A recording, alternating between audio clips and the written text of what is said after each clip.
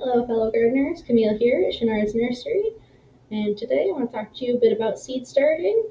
It is late March currently, so it's a great time to start some of your seeds indoors. The average last day of frost is looking about May 15th, so we've got some time to let our seeds grow into starts before we plant them outside. Let's get started. A couple of things you'll need to consider. Why am I planting seeds rather than starts? Starts can be easier, but if you want a specific type of plant, seeds are going to be the way to go. You're going to have access to a lot more variety here. You're going to get an earlier start. It's a great learning experience for the kids, and you're probably going to wind up with healthier roots if you start your seeds rather than grabbing starts as well. So where do I get my seeds? This depends on what seeds you're looking for. Here at Chenard's, we have a grand variety of seeds from all sorts of different companies, territorial and botanical interests. We have two full shelves devoted to these. So you're going to find a lot of different varieties of seeds here. But if you're looking for something really specific, kind of obscure, it may be a good idea to go straight to the source. You can order seeds through territorial or botanical interests, and they're going to have a bit more variety even than we do. When do I plant my seeds indoors? It's really important, and I'm going to stress this throughout. Read the seed packet. The seed packet is going to be your best friend. It is impossible to tell you specifics on all of the different seeds, so just stick to the package. It will not lead you astray. It's important to consider when you're starting your seeds indoors that some do not do very well indoors. Squash, melons, and cucumbers are examples of plants that are going to have very delicate root systems. It's not impossible to plant them inside and move them outdoors after a while, but it is going to be considerably more difficult, and you're going to have to take much greater care of them. So what seeds should I plant? A couple of things to consider here. How much garden space do you have? If you're limited to space, it's really important to read the back of the seed packet, see how big your plants are going to be. If you're looking at tomatoes, maybe think about indeterminate, which are going to be vining tomatoes, versus determinate, which are going to be larger and bushier. If you're thinking about squash, really pick and choose your varieties because those are pretty large plants as well. And you're going to want to make sure that you're actually going to be eating what you're going to be planting. Especially if you're limited on space, make sure you don't plant stuff that you really don't have a taste for, or that's just going to end up wasted. So if you love tomatoes, grow a bunch of tomatoes. If you love squash, grow squash. If you can't get yourself or your kids to eat it, maybe stay away from it. So there is a ton of stuff out there that will help you getting your seeds started, some of which you really do need, some of which is just kind of there to help you along. So don't be afraid to ask questions. We've got a lot of really friendly staff, and we are more than happy to help you out when you're in the store looking around. Media and containers. Seed starting mix is very important for seeds. It's a very basic, very sterile mix. Most seed starter is mainly peat moss and some things to help aerate your roots, like perlite and things like that. As far as containers to put your seed starting mix in, this is mostly just personal preference. I like to do black plastic 6-packs. Some of you may prefer peat pots. Fertilizers. Your seeds don't need fertilizer right away, and it can actually damage them, so be careful not to fertilize too early. You're going to know that it's safe to fertilize once you have a few true leaves on your seedlings and the seed leaves begin to yellow. That's a sign that the seed has just about spent its internal food stores and it's safe to fertilize now. You're going to want to fertilize with a liquid all-purpose fertilizer like our G&B Organics all-purpose fertilizer. Read the back for dosage instructions, but make sure when you are fertilizing your seeds that you do a half-strength dose.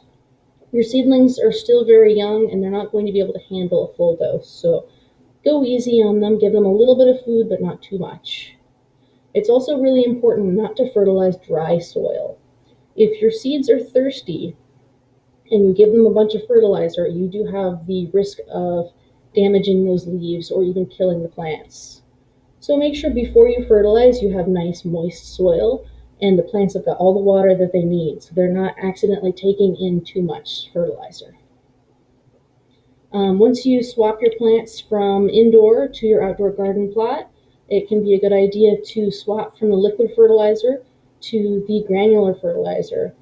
It's not 100% necessary. You can stick with the liquid if you want as well, but the granular fertilizer is going to last a lot longer. You're not going to have to reapply it as often.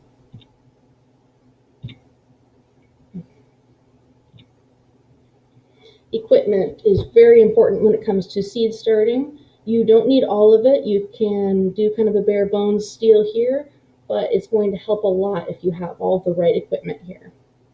As far as lighting goes, a sunny window will do, but you're not going to get the straightest plants here. You're going to have some falling over and just being kind of a pain.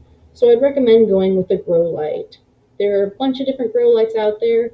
It's very important that it is a full spectrum light. If it doesn't say grow light on it, it probably doesn't have full spectrum. So come on in and check out our grow lights.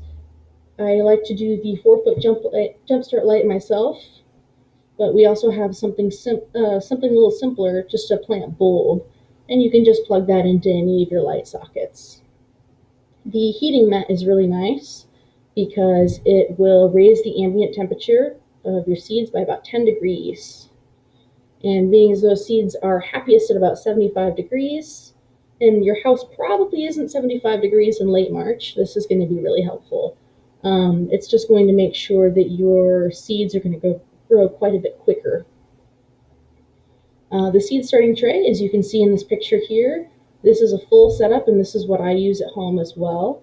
It has a solid black plastic tray, and it has an insert, which has the black plastic 6-packs as well. So you're going to be able to hold a little bit of water below, and you're going to want to keep that nice and moist.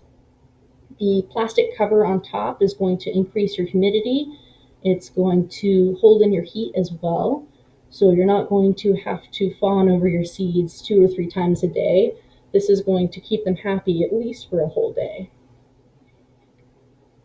Labels are incredibly important. It's very difficult to tell the difference between different seeds at the seedling stage.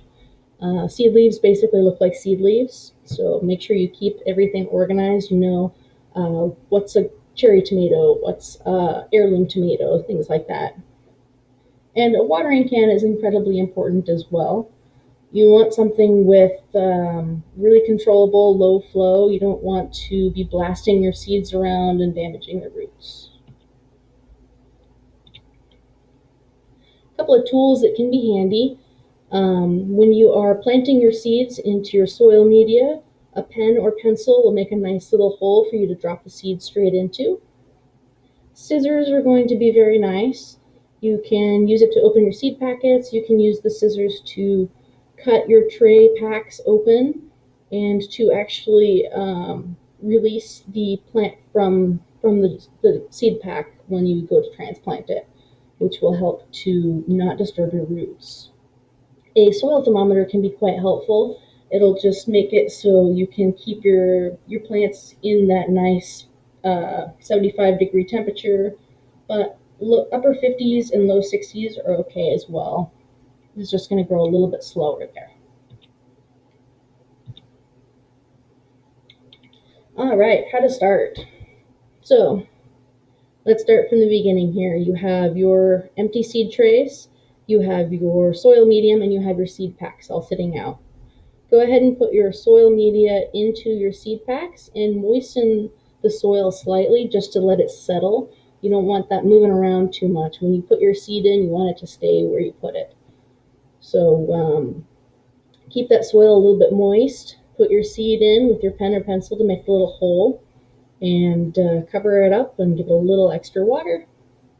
It's important to read your seed packet before you actually put the seeds in, because some seeds have higher germination rates than others, which means Maybe if you plant 2 or 3 seeds in a hole, you're going to get 1 plant.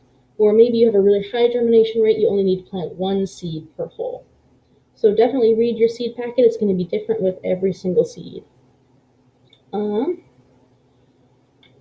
Make sure, again, that you don't have your pots drying out at all. It's very important at the young stages of life that your seed has plenty of water. So if you're going to go too much or too little, definitely err on the side of too much water here. Transplanting. So how do you know when to transplant your seeds? You're going to want to have a plenty of true leaves on your seedlings. Like in this photo here, we've got lots of different healthy leaves on there. Your seed leaves are very small down here. They're yellowing or they may have already fallen off. And you have roots that are actually on the sides of where your pot was. They are ready to transplant. They've got a nice healthy root system and they are ready for something more. If it's too early and you're worried about putting your seedlings outside, but they do need a transplant, it's totally okay to put them in a larger pot and keep them indoors for a little bit longer. If you are planting them directly outside from your seed starting pack, it's a good idea to let them sit in your garden plot for a couple of nights, up to probably a week or 2 even. And this will just harden them up. That will prevent them from having a double shock of being transplanted from indoor to outdoor temperature and new soil. So just give them 1 shock at a time here and let them adjust to the temperature, and then transplant them into the soil and let them adjust to the soil. And just one more time, the last expected frost date is around May 15th. This obviously is not set in stone, it's just an estimate. So if you plant outside and there happens to be a freak frost, just protect your seeds a little bit. You can put a bed sheet out there with some supports, just give them a little bit of cover. Alrighty, so your seeds are outside and you've got your seeds started and your garden ready to go. Thank you for joining us, and if you've got any questions, feel free to come in and talk to us here at the Garden Center. You can shoot us an email or give us a call as well. Thanks, everyone. Have a great day.